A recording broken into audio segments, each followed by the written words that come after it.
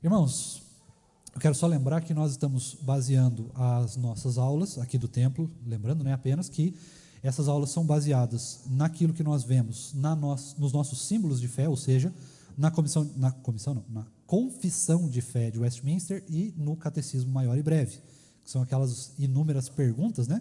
Se eu não me engano, são 190 perguntas, ou em torno disso.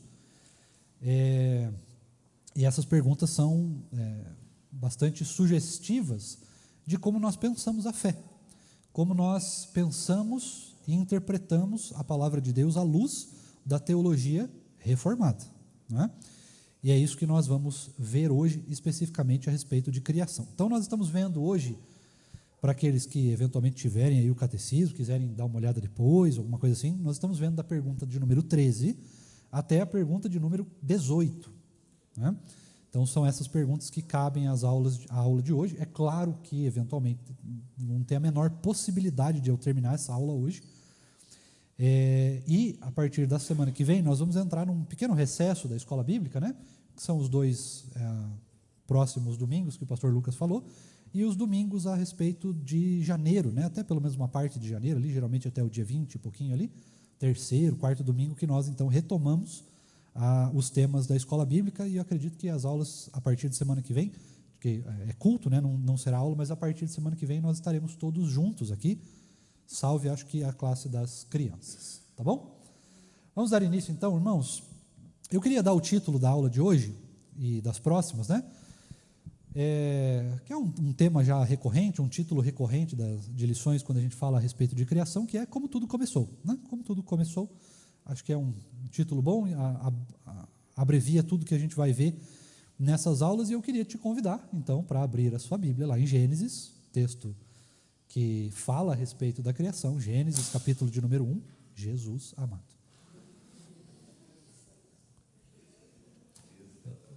É o peso da palavra. Você veja que o negócio, eu falei que o negócio ia ser polêmico, já começou já. Já começou já, né? Gênesis, capítulo de número 1, versículo também de número 1. Gênesis, capítulo de número 1, versículo de número 1, que, se eu não me engano, diz mais ou menos o seguinte: no princípio criou Deus os céus e a terra, no entanto, era sem forma e vazia, havia trevas sobre a face do abismo, mas o Espírito de Deus pairava sobre a face das águas. É por aí? Até que a memória está bem, né? Vamos tentar interpretar um pouquinho disso daqui e ver o que a gente consegue daqui. A gente vai fazer uma exposição verso a verso.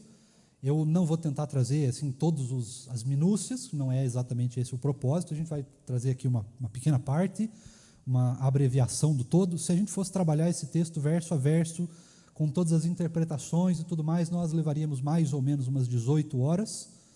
Então, não precisamos de tudo isso, né? Vamos só o básico, por enquanto. Afinal de contas, nós apenas estamos relembrando alguns conceitos, algumas coisas. Talvez para você vai ver algumas coisas que eventualmente ninguém tenha falado com você, né? Ninguém tenha pregado. Se for o caso, nós estamos extremamente abertos a perguntas, dúvidas. Então você pode levantar a sua mão, fazer a sua pergunta a qualquer momento. O pastor Lucas vai levar o microfone até você. Você que está no YouTube pode deixar também o seu questionamento. Se, eventualmente, o seu questionamento for muito complexo, nós vamos respondendo aqui à medida do que vamos caminhando, e depois, quando nós retomarmos esse tema, quando voltarmos, então, às aulas no ano que vem, nós aí respondemos o resto e vamos dando conta disso daí. É um tema sensível, irmãos, então não tenha vergonha de expor, assim, falar, olha, eu tenho dificuldade com isso, isso aqui me parece meio estranho, não sei se é bem assim, eu aprendi assim, aprendi assado. Não tem problema, fique à vontade, nós estamos aqui para aprender, nós não estamos aqui para definir qualquer coisa no sentido de sabedoria humana, né? Então, vamos com calma, devagarzinho, com bastante tranquilidade. Então, eu queria começar perguntando para você aquela pergunta clássica, pergunta de sempre, né? Que geralmente ninguém faz. Qual foi a primeira coisa que Deus criou? Está com vocês. Só vai. Céus e terra? Céus e terra. É isso? Vamos ver. No princípio, criou Deus os céus e a terra. Perfeito. Vocês estão afiadíssimos, só que não. Só que não. Por que só que não? Por causa de uma questão muito simples. Para Deus criar os céus e a terra, primeiro teve que haver um princípio. Qual foi a primeira coisa que Deus criou? O tic-tac, né? O tic-tac. A primeira coisa que Deus cria, então, é o tempo.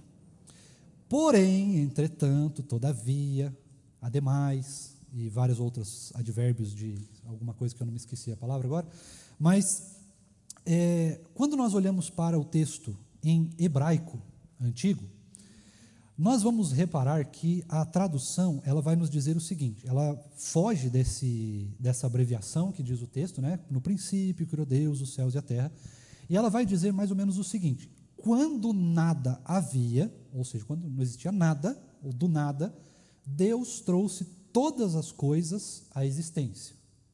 Em tradução livre, assim, bem livre mesmo, seria então essa primeira parte, né? O versículo 1 em hebraico diz isso daí. Tá? E aí foi traduzido ao longo do tempo, primeiro para o grego, depois para o latim, depois para as outras línguas, e aí nós chegamos então nessa tradução que ela é um resumo, né, vamos dizer assim, daquilo que é o todo. Então eles escolheram uma série de palavras que define esse todo, né? Princípio, céus e terra.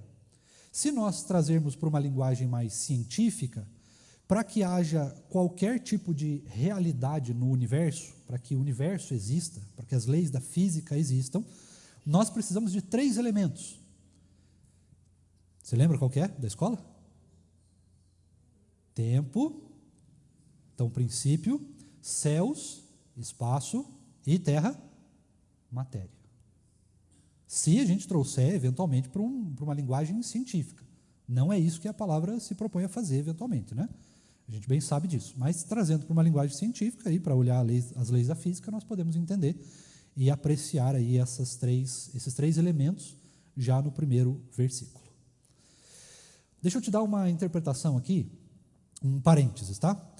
Existe uma linha teológica que faz uma distinção entre a criação do mundo que nós conhecemos hoje, lá em Gênesis 1, a partir do versículo de número 3, né? O versículo de número 3, se não me engano, fala que Deus criou a luz, né? Então Deus disse, haja luz, e a luz ageu, né? É aquela piada clássica, que não pode ser perdida no domingo de manhã. Então, algumas interpretações, elas dizem o seguinte: Deus ele tentou fazer uma primeira terra, uma primeira criação, que foi essa daí, que você vê nos 2 primeiros versículos. E aí depois ele meio que se arrependeu, viu que o negócio não ficou muito bom, né? A terra era sem forma, vazia, havia trevas sobre a face do abismo, um negócio meio estranho, os elementos meio indispostos entre si, e ele então desfaz isso, ele desfaz essa primeira criação e depois começa a criar tudo de novo. É lógico que isso não poderia estar mais longe da interpretação bíblica correta, né? Esse aqui a gente chama de protocriação, vamos dizer assim. Em termos bem simples, aqui é um resumo. Né? Então, o versículo 1 e 2 é um resumo do que ele vai explicar para nós, palavras da época, né? Eventualmente, claro, palavras da época, como se deu, então, o processo todo de criação, nos 7 dias e tudo mais. Né? Claro que o 7º dia foi o descanso, mas ainda assim é um dia de criação, né? Porque Deus criou o descanso, maravilhoso descanso, né? Qual eu estou precisando, inclusive.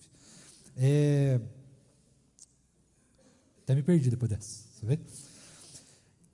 Vamos dar uma olhada, então, em algumas questões aqui que são bastante importantes. A primeira delas é que já no versículo 2, ali no finalzinho, nós já falamos diversas vezes sobre isso, principalmente quando a gente tratou sobre o Espírito Santo, nas aulas aqui do templo, né? Nós vemos que a pessoa de Deus, ela participa de todo o processo da criação. Tudo está ligado nas mãos de Deus. Deus participa do processo completamente. A Trindade participa de todo o processo, né? Nós vamos ver também que lá em João, capítulo de número 1, você também conhece bem o texto, no princípio havia o Verbo estava com Deus e o Verbo era Deus. E aí ele continua dizendo que o Verbo participou de todo o processo também de criação. Nós, inclusive, costumamos dizer que as coisas da criação, todos os elementos da criação, eles passam a existir, eles vêm à realidade através do chamamento da palavra. Deus chama. Está vendo a polêmica? É por aí o negócio. Está só no começo ainda, eu nem falei nada polêmico. Está só no começo. Mas Deus, então, ele chama os elementos da criação por meio da palavra, né? Então, ele sempre vai falar, haja luz, haja alguma coisa, venha à existência tal elemento. Sempre esses elementos são chamados à existência por meio da palavra, tá? Então, esses são os elementos básicos aí do que nós temos a respeito de criação. Agora o bicho vai pegar. Vamos para o versículo de número 3. Heve Lucas, agora eu preciso do você. Eu sei o texto mais ou menos de cor, mas vamos ler à luz da palavra aqui bem certinho para não ter nenhuma falha de interpretação. Então, se puder ler para a gente lá o verso 3. Gênesis 1, 3. Então disse Deus, haja luz, e houve luz. Então vamos lá. Versículo 2 diz que havia trevas sobre a face do abismo. É claro que não existia nenhum abismo aqui, né? Pelo amor de Cristo Jesus, não vai me dizer, por tudo que é mais sagrado, não vai me achar que a Bíblia diz que a terra é plana, ou qualquer coisa desse troço aí, pelo amor de Deus, né? Vamos pela ciência, né? Mas a questão de abismo é apenas uma expressão aqui utilizada, né, para definir que existe um vazio. Só isso, tá? Não tem nada de terra plana, de nada disso, pelo amor de Deus. Você pode traduzir a palavra abismo como espaço sideral mesmo, né? O espaço da criação, né? Onde está o universo hoje. Então, não existia um sol, não existia lua, não existia nada do termo, só a terra sem forma e vazia. A gente já vai ver o que significa esse terra sem forma e vazia, mas aqui você pode traduzir, então, aí, abismo como espaço sideral, se você assim quiser, né? Ou espaço vazio, onde as coisas, os elementos do universo seriam colocados, tá? Antes de entrar no luz, porque eu quero fazer uma pergunta aqui, que vai deixar todo mundo de cabelo em pé, mas, pelo menos os que tem, né? Terra sem forma e vazia. Vazio é óbvio, né? Não preciso dizer, tá sem animais, sem pessoas, sem nada.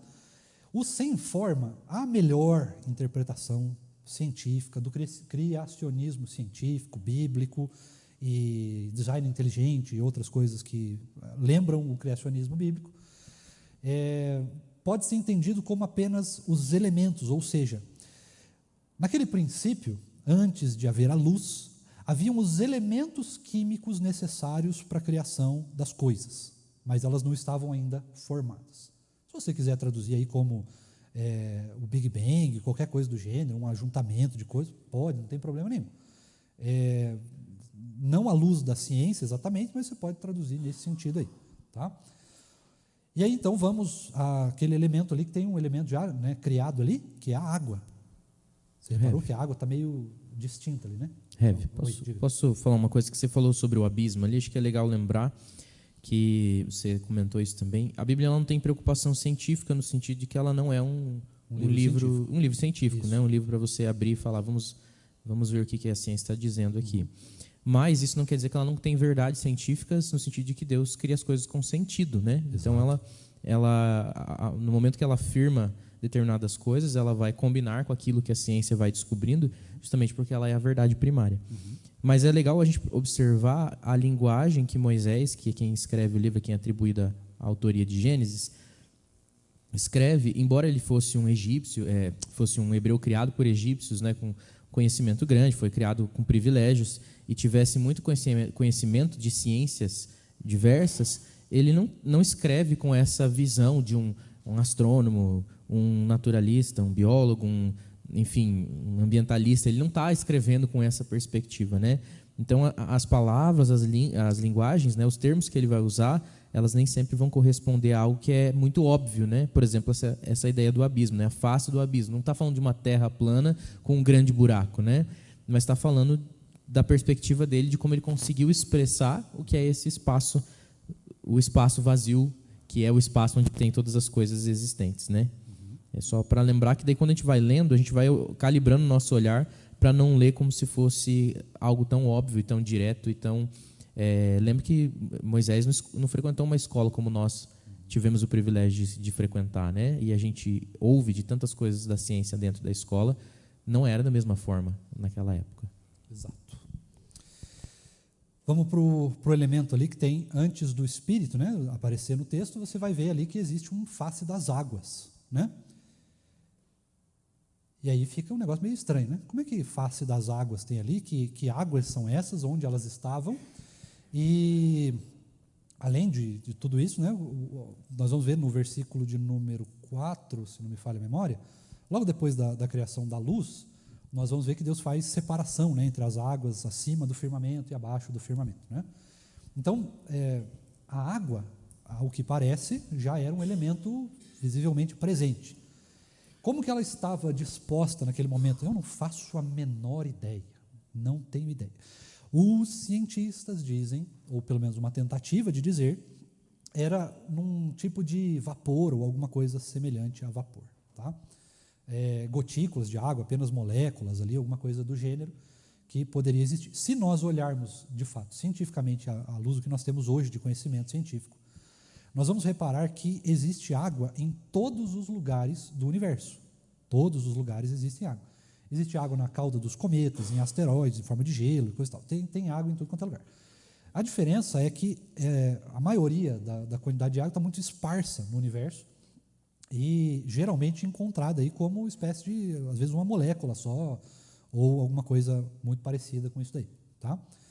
Então, só para deixar, assim, não dá para a gente fazer nenhuma interpretação aqui do que é a água. Alguns dizem que a água já existia por causa do batismo, os negócios. Aí os caras inventam qualquer coisa porque não entendem o negócio, né?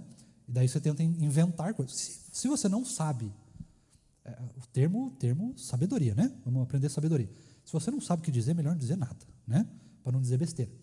Então, muita gente tentou interpretar o texto, tentou, mas de onde que vem essa água, o que é água, e tentou imputar aí coisas que o texto não diz. Se o texto não diz, a gente só diz ali, ó, tem água, em algum lugar, de alguma forma, tinha água. Como que ela está, daí a gente tenta usar daí métodos científicos, olhando para o universo, a gente pode tentar imaginar alguma coisa, mas imaginar não é a mesma coisa do que fazer teologia, né? Então, fazer teologia é um negócio mais complexo, então a gente pode imaginar. Eu penso que era algo nesse sentido, das moléculas esparsas ali naquele momento da criação ali, até porque ele usa a palavra face, né, e não necessariamente a palavra representa tipo rio, né, a face de um rio, alguma coisa assim. Então, dá para a gente traduzir nesse sentido, tá? Agora a pergunta que não quer calar: luz. Pergunta: se o Sol foi criado juntamente com as estrelas no quarto dia, que luz é essa? Está com vocês. Deus é luz. Interessante. O que mais que podemos pensar?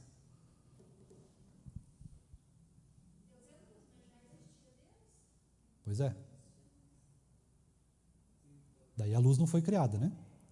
Se Deus é luz, ele não pode ser criado. Luz é o dia. Não sei, porque ainda não havia dia. O dia veio um pouquinho depois. Junção de todas as matérias. Vocês estão afiados, gente.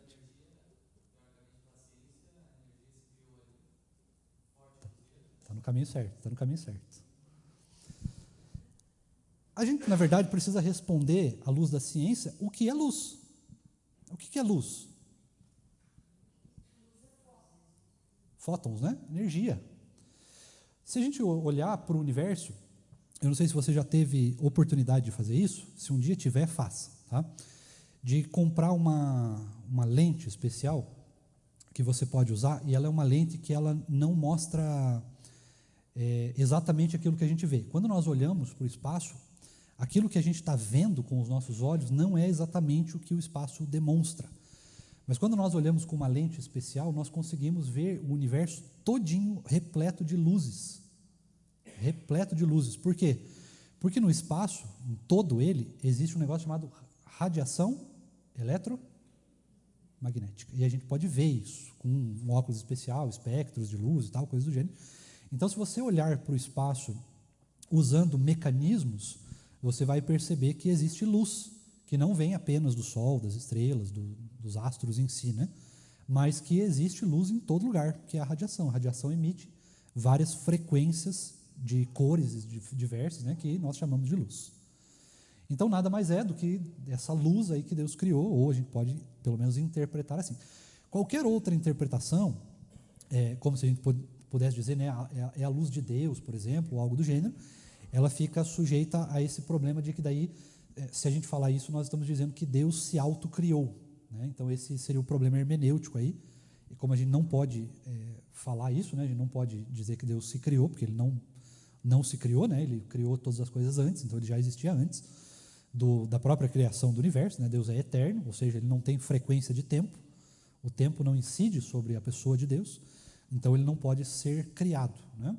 Mas ele pode criar luz, e aí a luz pode ser interpretada neste sentido aí de eletromagnetismo, ou coisas do gênero, né? Radiação e coisas do gênero. Isso à luz, claro, da ciência, né? Nós não estamos dizendo que Moisés olhou para isso aqui e falou, olha, Deus criou, então, a radiação eletromagnética, os fótons, não sei o que das quantas, e os princípios da física quântica, os negócios do gênero.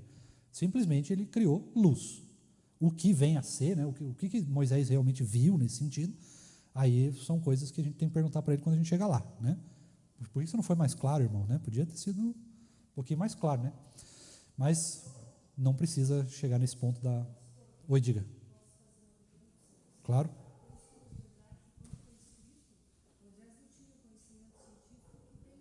Exato. Houve uma percepção de quanto... Obrigada, pastor. Obrigada, pastor.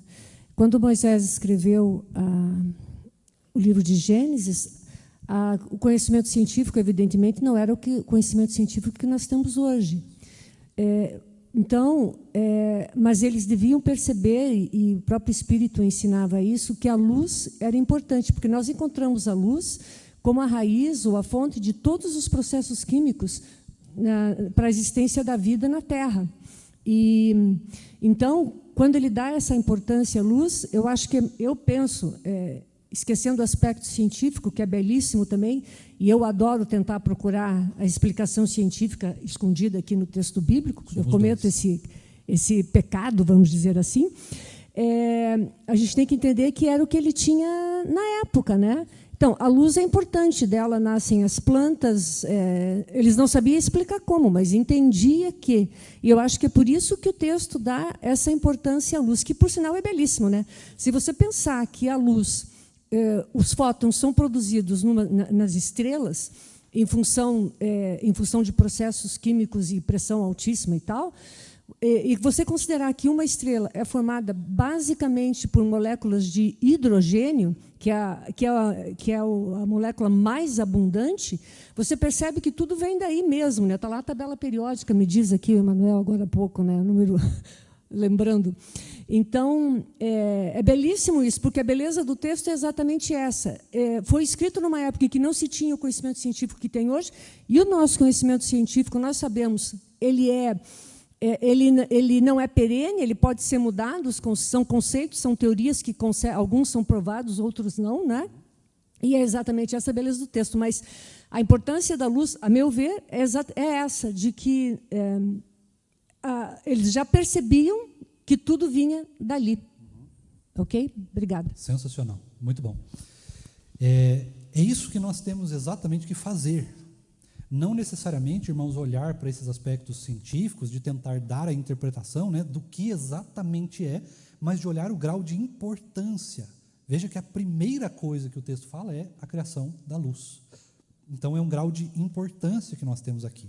Não apenas de construção, de como que funciona e tudo mais, mas apenas esse grau de importância. E é exatamente isso que nós precisamos fazer quando nós olhamos para o livro de Gênesis, que ainda que seja uma poesia, ele não tem absolutamente nada de livro poético apenas como um livro poético. Ele está definindo, de fato, como foram os processos da criação, não todos cientificamente, com todo o arcabouço científico, mas ele nos determina ali as posições, o que é importante, o que não é importante, por que Deus acha isso mais importante, por que começa assim, por que termina assado, por que são 6 ou 7 dias e tudo mais, né?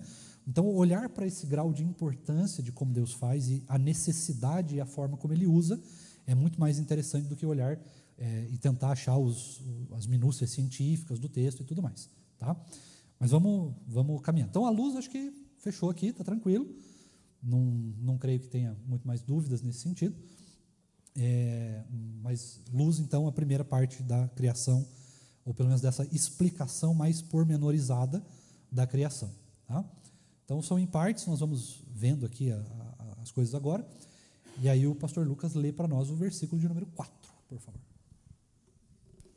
E Deus viu que a luz era boa e fez separação entre a luz e as trevas. Eu gosto muito desse texto, porque ele fala, e Deus viu que a luz era boa. Pergunta, existe alguma possibilidade de Deus saber das coisas boas depois que Ele criou? Claro que não, né?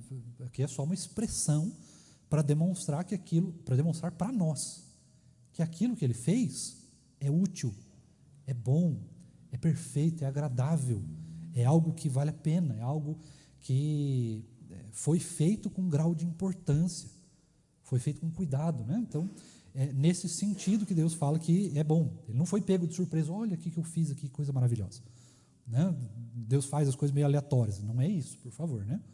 É apenas um sentido figurado de dizer que aquilo é de fato bom, demonstrando o próprio Deus para nós que, olhem o que eu criei e como isso é bom, né? É isso? Verso 5. Eu acho que uma coisa legal também dessas expressões que vai aparecer várias vezes, né, que viu que era bom e viu que era bom, demonstra quanto a criação, ela não é simplesmente uma vontade deliberada, mas é uma expressão de quem Deus é. Deus é criador. Então, como criador que Ele é, como algo que faz parte de quem Ele é, do caráter de Deus ser criador, criar, Ele está se expressando enquanto Deus, enquanto cria. Então, a impressão que eu tenho quando eu olho Deus dizendo e viu que era bom, é claro que Ele não foi surpreendido, né? Como você disse assim, nossa, olha só o que eu fiz, puxa, que legal, não imaginei que seria assim tão bom, né? Aí a gente está dizendo que Deus realmente não tinha noção do que Ele ia criar, mas muito pelo contrário, é a expressão da completude do ser dele sendo expressa e como isso é satisfatório quando Ele expressa quem Ele realmente é. Né? Deus é criador, então Ele cria para expressar quem Ele é. É como se ele não criasse, é como se Ele fosse um Deus pela metade, mas justamente porque Ele é Deus completo, Ele cria, né? E cria coisas boas que fazem sentido. Eu gosto de pensar que e viu Deus que era bom é como se Ele estivesse assinando aquela obra, sabe? Não só com assinatura, de fato, mas exatamente com a expressão de quem Ele é naquilo ali, né? Lembrando, irmãos, que nós estamos falando aqui da natureza e da criação do universo sem pecado. Então as coisas também eram um pouquinho diferentes, né? A gente vivia eternamente, se cortava uma fruta do pé, ela crescia automaticamente de novo, uns negócios assim. Pelo menos é o que eu acho, né? Se é verdade ou não, daí já não sei. Mas é o que aparenta. Mas quando eu fui levar o microfone ali atrás para a Lúcia, o presbítero Manuel falou justamente isso, né? Muita coisa fica no campo da especulação, porque é antes da queda, né? Isso. E antes da queda, a luz era luz, Isso. né? De um jeito que a gente não conhece. Exato. Né? E todas essas coisas criadas eram de um jeito que a gente não conhece. Exato, né? exato. Isso é fantástico, na verdade. E isso demonstra para nós, né, olhar Gênesis. É por isso que quando as pessoas negam a doutrina da criação, quando você nega o livro de Gênesis, você está automaticamente negando Apocalipse. Porque se Deus não criou todas as coisas de um jeito sobrenatural, maravilhoso, extraordinário, por que Ele vai criar um novo céu e uma nova terra? Né? Fica um negócio meio esquisito. E aí a cruz também vai para o buraco, porque daí você não precisa mais de cruz. Porque se Gênesis não é verdadeiro, pelo menos até o capítulo 3, que fala sobre a queda, então a queda não existe. Se a queda não existe, você não precisa de cruz. Se não precisa de cruz, não precisa de salvação. E aí não precisa de redenção também, e não precisa de vida eterna. Aí a vida não presta para absolutamente nada e nós entramos num buraco de tristeza e, enfim, coisas do gênero, né?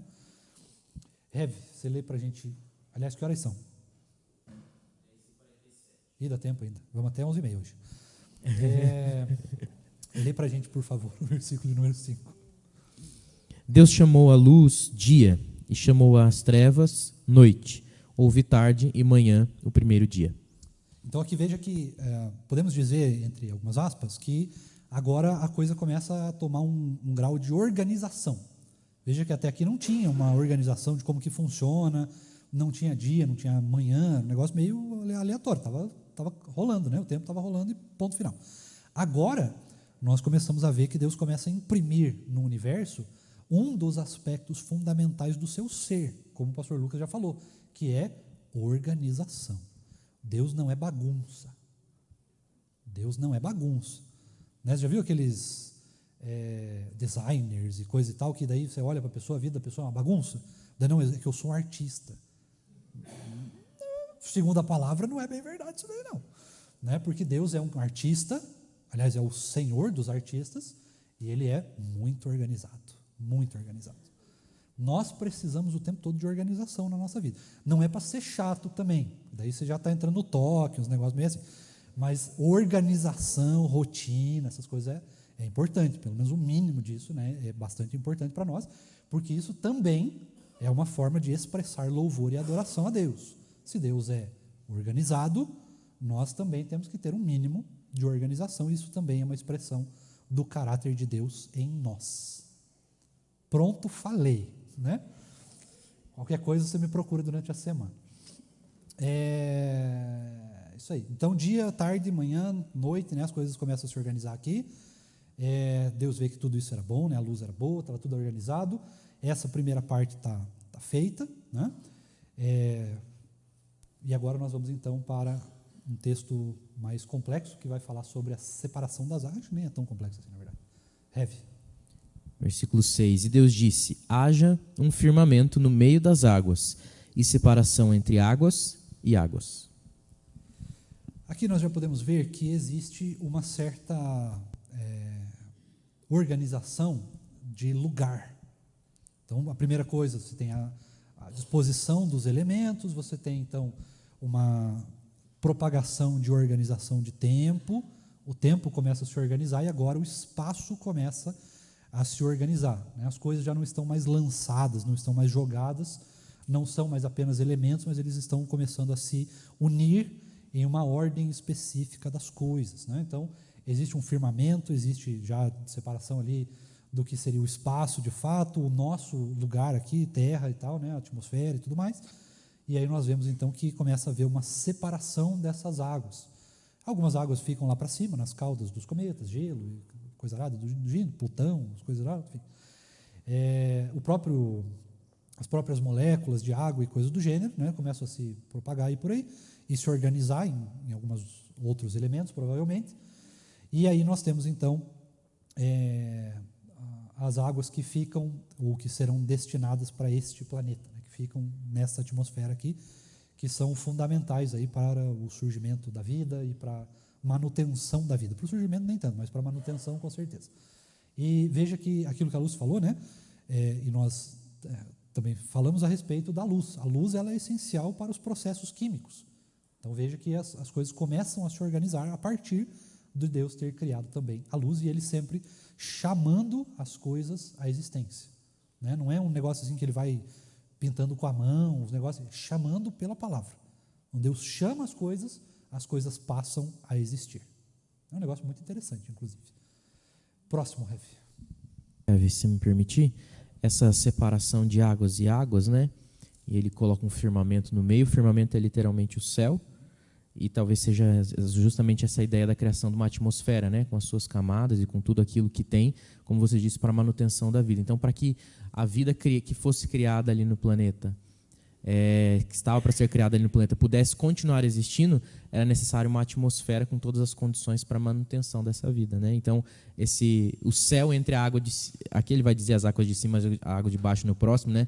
Mas o céu no meio dessas águas é justamente água para o espaço e água para a terra, né? Tem água por cima e água por baixo. Deixa eu aproveitar, até já que você falou nesse sentido, para a gente desmistificar uma outra teoria e uma outra possibilidade, de que antigamente, antes da queda, antes do dilúvio até, na verdade, a terra ela era tipo em volta, eu não vou dizer que é um domo, porque daí vai ficar estranho, mas a terra era envolta por um tipo de um lençol de água. Então as pessoas tentam interpretar esse texto nessa linha. Então as águas de cima as águas que estavam nos céus, né? Então tinha uma camada de água envolvendo a terra. Daí os caras ficam inventando que a terra tinha uma temperatura constante de 23 graus, uns negócios assim, eu não sei, fica um negócio meio esquisito, não me parece o que o texto diz. Por outro lado, aí as águas de baixo seriam, né, o oceano, as águas da terra e tudo mais, né, que estavam embaixo da terra, ali, os lençóis freáticos e rios e lagos e coisas do gênero. Não sei, essa interpretação me parece muito esquisita, para ser bem honesto. Me parece muito esquisita e me parece um negócio meio de terra plana e também fica esquisito também. Então, não parece o que a Bíblia diz, né? Olhando para a nossa realidade, não apenas para o texto bíblico, mas para aquilo que a gente sabe, nós sabemos que tem água no espaço e nós sabemos que existe a nossa atmosfera. Algumas pessoas tentam deixar um negócio mais tranquilo e elas falam assim, as águas de cima eram as nuvens. Também não me parece assim tão claro que o texto está demonstrando isso, assim, sabe? Não sei. Pode ser, pode, mas não me parece que é tão claro assim. Então, eu prefiro alinhar com aquilo que a gente sabe entre o texto e a ciência. Existe água na Terra, existe água fora da Terra. Então, águas acima, águas abaixo, né? Ou você pode dizer águas dentro da Terra e fora da Terra. Acho mais interessante essa interpretação e a gente não corre nenhum risco de falar alguma coisa que o texto não diz. Próximo. E Deus fez o firmamento e a separação entre as águas debaixo do firmamento e as águas acima do firmamento. E assim aconteceu. Vou ler o versículo 8 já. E Deus chamou ao firmamento céus, houve tarde e manhã, o segundo dia. É legal que Deus vai dando nome para as coisas, né? Então não é um negócio... Você fala assim, quem será que inventou o termo céu? Deus. Né? Da onde que vem os nomes das coisas, né? A maioria delas vem de Deus, né? Principalmente as maiores, assim. Depois a gente deu outros nomes, foi inventando outras coisas e tal, porque a gente tem aspectos da criação de Deus, né? Ele nos fez a sua imagem segundo a sua semelhança, então ele colocou em nós alguns aspectos da sua própria personalidade, da sua própria pessoa, e isso também faz de nós co-criadores, né? A gente consegue criar coisas também, claro, usando os elementos que ele mesmo já nos deu. Alguns outros a gente até consegue fazer, mas no sentido geral a gente usa aquilo que Deus nos deu, né? Mas nós temos expressões de criação, então nós também conseguimos dar nomes para as coisas, mas as coisas não vêm do nada, ninguém inventou do nada assim. A maioria das coisas já vem daquilo que as pessoas já sabiam, então Deus já dá o nome para as coisas que Ele cria, tá? Foi tarde de manhã, segundo dia, tranquilo até aqui? Acho que por enquanto deu para engolir, né? Vamos para o próximo? E Deus disse, ajuntem-se as águas debaixo dos céus num só lugar, e apareça a porção seca.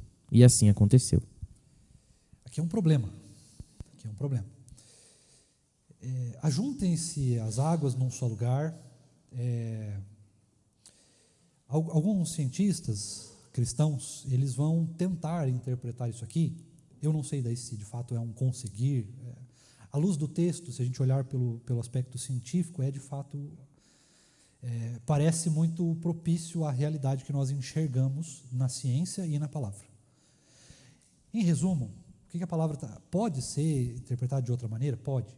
Mas em resumo, nós estamos falando do quê? Apenas um continente, né?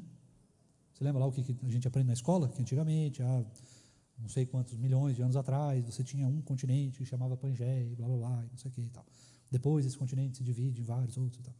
Então nós podemos entender que a própria palavra de Deus, ainda que o texto em hebraico seja um pouquinho diferente desse daqui, mas ela nos dá a entender mais ou menos esse sentido, olhando que as coisas pareciam, ou elas aparentam a realidade que elas de fato têm.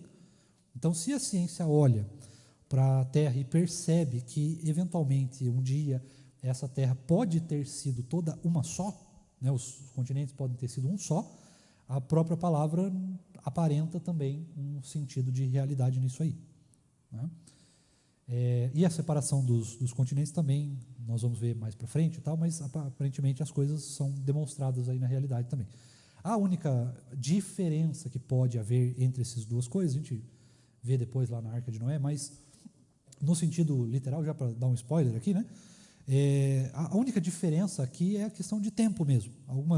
A ciência vai tentar explicar em bilhões ou milhões de anos, a palavra explica de um jeito um pouco mais rápido. É a única diferença que a gente pode colocar assim como algo realmente relevante aqui para as explicações. Mas permanece a aparência. Pode ser que Moisés olhou ali e viu uma terra só, um continente, tal, que era a Ásia, onde seria colocado o Jardim do Éden, e existia todos os outros, mas ele não viu e tal. Até pode, mas não sei se seria necessário. Tá? Então, à luz da ciência, me parece muito plausível de que nós podemos olhar para a palavra e olhar um continente apenas na ciência e um continente apenas na palavra, sem nenhum conflito de interesse da ciência ser melhor do que a religião ser melhor do que as ciências, nada disso. Acho que me parece muito plausível essa explicação, tanto científica quanto bíblica, as duas se encaixam, não tem conflito em nenhuma, o único conflito daí de fato é a separação em forma de tempo. Tá bom? Próximo. Deus chamou a porção seca terra, e ao ajuntamento de águas chamou mares. E Deus viu que isso era bom. Então, acho que aqui, tranquilo, né? Segundo, terceiro dia, né? E Deus disse que a terra produza relva, ervas que deem semente, e árvores frutíferas que deem fruto segundo a sua espécie, cuja semente esteja no fruto sobre a terra. E assim aconteceu. Aqui é legal da gente também explicar, porque hoje nós sabemos que os processos, né, eles acontecem de uma maneira diferente, principalmente os processos de fotossíntese e coisas do tipo, né? Hoje nós conseguimos, inclusive, fazer fazendas aí hidropônicas que não precisam da luz do sol, você usa radiação, você usa os negócios lá, e não precisa nada disso, né? E conforme o tempo vai passando, a gente vai descobrindo aí novas formas de cultivo e coisa e tal, que vai melhorando a nossa produção de alimentos. Mas, no sentido geral, se a gente olhar para o texto à luz do que ele demonstra, né, nós não temos ainda o Sol e as estrelas. Isso é só no quarto dia. Então, nós já temos aqui um processo de crescimento de plantas, demonstrando aí já a capacidade de Deus de fazer as coisas acontecerem, já sem todos os processos determinados. Então, talvez aqui, por causa da queda, alguma coisa possa ter mudado na natureza. Lembre-se que daí passa a existir a morte, né? Antes, nós podíamos até entender que talvez as plantas também não morressem, fossem também eternas, juntamente com os seres humanos e os animais. Tudo especulação aqui, né? Mas aparentemente pode ser assim que funcionasse, né?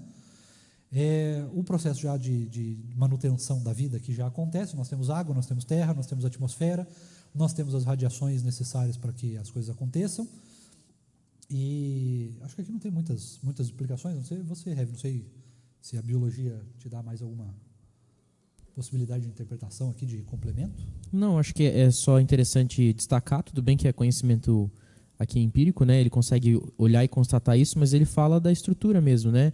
A relva, ou seja, as plantas mais rasteiras, as ervas, e aí ele fala das árvores. Isso é uma estrutura de crescimento normal, né? Quando você tem uma área, por exemplo, que perde uma grande quantidade de vegetação, o crescimento natural de recuperação que a própria natureza faz é justamente nessa ordem que ele está dizendo aqui. Uma relva que surge, depois uma mata secundária, e assim vai indo, né, terciária, até que chegam as árvores e crescem. E os frutos, claro, contêm a semente dentro. Quando ele cai sobre a terra, ele está fazendo um replantio da própria árvore, né? Então ele observa essa estrutura e ele narra aqui. Então isso mostra que, embora não tenha preocupação científica, tem uma observação clara da realidade que concorda, né, com aquilo que a ciência vai trazer para a gente, porque Moisés foi muito observador nesse sentido. E iluminado pelo Espírito também, né? Exato. Acho que pode, não temos nenhuma pergunta por enquanto, pode continuar. E a terra produziu relva, ervas que davam semente segundo a sua espécie, e árvores que davam fruto, cuja semente estava nele, conforme a sua espécie. E Deus viu que isso era bom. Houve tarde e manhã, o terceiro dia. Aqui nós fechamos, né? Então, esse terceiro dia, a estrutura vai se desenhando, lembrando que tudo isso que está sendo criado em função, né, para a chegada, então, dos seres humanos, né? Veja que antes de criar os animais, qualquer ser que se alimenta de plantas e coisas do tipo, ele cria as plantas, né? Então, a ordem vai se desenhando de uma maneira muito, muito bonita e muito baseada naquilo que nós podemos observar mesmo. Nada aqui que está sendo colocado aqui é não observável, né? E é claro, como a gente tem dito aqui, a palavra não se prontifica a especificar processos científicos. Isso é um problema nosso. A gente tem que descobrir como que a coisa funciona, né? Como que a gente pode melhorar isso e tudo mais. E como utilizar isso como bons mordomos. Mas, no sentido geral, nós não temos aqui explicações científicas e a coisa vai se desenhando à luz da realidade que poderia ser observada na época de Moisés, mas olhando para isso hoje, nós também conseguimos perceber toda a junção aí com a realidade sem nenhum conflito, sem problema nenhum. São 11h03. Então vamos dar fim aqui. Não vamos seguir, porque daí vai forçar. Nós estamos no 3º dia. Isso. Até que foi bem, né? Achei que não ia passar do 1º dia, mas estamos até que bem, fomos 3. Vamos dar continuidade, então, quando nós voltarmos para a aula de escola bíblica, lembrando aos irmãos que participam das institutas e da aula de casais que as aulas ficam disponíveis lá, então, depois, se você quiser acompanhar o resto das aulas, você pode, então, olhar lá no YouTube. Não deixe de frequentar a classe de casais, de instituto, nada disso, né? Não queremos fazer concorrência, até porque nós temos, graças a Deus, o YouTube aqui, e aí fica mais tranquilo, né? Posso Diga. falar uma coisa? Acho que é importante, irmãos, a gente pensar que quando vem um assunto como esse, que fala da criação, e que ela é um assunto que não é discutido só no âmbito religioso, mas que traz aspectos da ciência, é a gente pensar que a ciência e a fé, elas não precisam concorrer. Ainda existe esse estigma em muitos lugares de que ou você escolhe a fé ou você escolhe a ciência, né? Ou você serve uma ou você serve outra. Nós servimos a Deus, e Deus fez as coisas com inteligência, e a ciência serve a Deus também. Então a gente pode sim fazer bom uso da ciência, sermos cientistas, né? Desenvolvermos conhecimento científico, buscar esse conhecimento, mas esse conhecimento precisa sempre estar submisso à palavra de Deus. Então, o nosso intento ao olhar para a Escritura e falar sobre isso, e falar junto com a ciência, não é porque a gente precisa da ciência para provar que a Bíblia é real, mas também não é para dizer que a Bíblia ela é superior que a ciência, porque a ciência não serve de nada para nós, mas que a ciência está submissa à palavra, sim, e ela serve para nós em muita coisa. E a gente prova disso no dia a dia, em todas as coisas, não é verdade? A gente está aqui dentro de um prédio por causa de ciência. Você está vestindo uma roupa por causa de ciência. Eu estou usando um óculos por causa da ciência, né? A gente toma um remédio por causa da ciência. E a gente não precisa desprezar a ciência. Ela faz parte e serve muito bem quando ela se dispõe a servir a Deus ao invés de servir aos homens. O grande problema da ciência, em qualquer outra área da nossa vida, é quando ela se torna maior, ela se torna o Deus. Ela quer tomar o lugar de Deus, né? E a ciência talvez seja onde isso fique mais evidente, onde o conhecimento científico parece que ele quer substituir aquilo que Deus é. Mas não precisa ser assim. Nós podemos viver a clareza da ciência na certeza da palavra. Aliás, um aspecto interessante que vale dizer, você já percebeu como nós temos pouquíssimas pessoas, se você dá um pulinho lá na classe dos adolescentes, ou mesmo na nossa UMP, praticamente ninguém, na nossa ainda tem alguns, mas é muito difícil você encontrar jovens e adolescentes que queiram ir para a área das ciências. Já percebeu? Crentes, né? Estou falando crentes. Porque realmente parece que tem mesmo esse estigma de que você não pode ser crente e ser um físico, por exemplo. Né? Você não pode ser um crente e ser um bom biólogo, porque as coisas se conflitam, né? E o pastor Lucas está aí para provar que não. Ele se formou, né, em biologia. Nós temos a Sara Alves, se eu não me engano, que também está na área das ciências, e outras pessoas que estão aí no âmbito científico, para estudo e pesquisa e tudo mais. Mas até onde eu sei aqui, nós não temos nenhum físico, por exemplo. Né?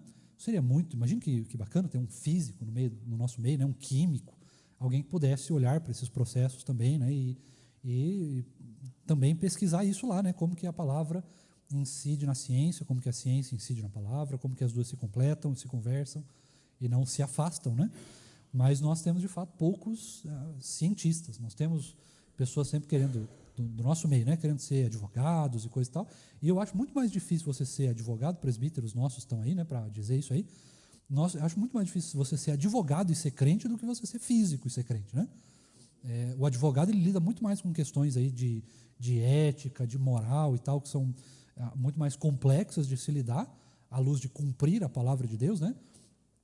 Eu conheço, por exemplo, um amigo que é advogado, que ele deixou de ser advogado, ele largou mão do direito, porque ele falou que chegou um ponto na vida dele que ele teve que escolher, assim, ou eu sou crente ou eu sou advogado. Né? Então, mas ele trabalhava numa área mais complexa e tal, eu entendo que daí é difícil, que o cliente pedia para mentir, coisa e tal, é um negócio realmente complicado. Mas perceba que, às vezes, na área moral, é muito mais difícil você ser advogado, você ser, sei lá, um psicólogo, ou um psiquiatra, alguma coisa do gênero, do que, de fato, você ser um físico nuclear. O físico nuclear sabe de matemática. Bom, aí a matemática no nosso país não é uma coisa muito forte, né? Mas é possível de se aprender, né? E muito interessante também. Mas só um adendo, né? É importante que a gente também incentive os nossos jovens e os nossos adolescentes a buscarem conhecimento científico, a estudarem, né, as ciências, né, para a gente também não ficar refém de pessoas que não são crentes e tentam simplesmente imputar a ciência não como algo complementar à palavra, que se conversa com a palavra, que faz bem para as nossas vidas, pode melhorar a nossa vida, mas tentam imputar a ciência como se ela fosse um Deus, né? Tentam colocar uma teoria como se ela fosse uma entidade, né? Um negócio assim que deve ser adorado, né? Então, não é por aí também, né? Não devemos desprezar a ciência de maneira nenhuma, a ciência não deve desprezar a fé de maneira nenhuma, as duas devem se conversar, e nós precisamos também pensar nisso, né? E conversar com os nossos jovens, com os nossos adolescentes, com as nossas crianças, para que, eventualmente, eles também, se assim for da vontade, não estou dizendo que a gente tem que forçar ninguém, né? Mas nós incentivamos também. É legal ser advogado, muito, dá dinheiro, é bacana, interessante. Né? É bom ser médico, você salva vidas, também dá bastante dinheiro. Você pode ser outras profissões, professores, a gente precisa de bons professores, crentes, inclusive, uma área que é muito deficitária no nosso país, que é a educação.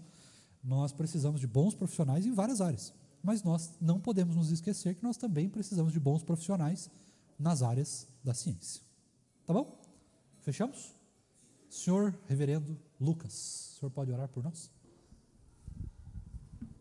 Deus querido, obrigado mais uma vez por esse dia, por essa manhã tão bonita que o Senhor fez, pela alegria de nós estarmos na sua casa e aprendermos a sua palavra e juntos conhecermos mais sobre o Senhor, sobre aquilo que o Senhor é e aquilo que o Senhor faz. Tem misericórdia de nós, nos ajuda, nos acompanha ao longo desse dia e nos traz também à sua casa logo mais à noite para celebrarmos o Senhor, para louvarmos o teu nome e aprendermos